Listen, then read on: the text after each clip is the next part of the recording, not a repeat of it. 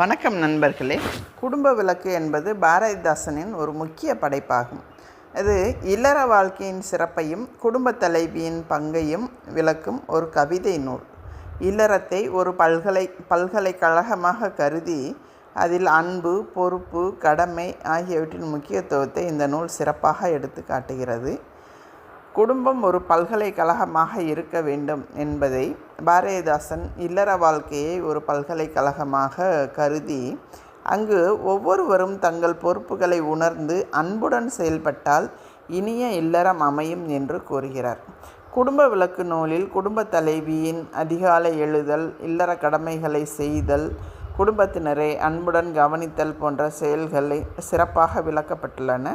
குடும்பத்தில் அன்பு இருந்தால் மட்டுமே மகிழ்ச்சியும் அமைதியும் நிலவும் என்பதை பாரதிதாசன் வலியுறுத்துகிறார். ஒவ்வொரு குடும்ப உறுப்பினரும் தங்கள் கடமைகளை உணர்ந்து பொறுப்புடன் செயல்பட்டால் குடும்பம் சிறக்கும் என்று இந்நூல் கூறுகிறது.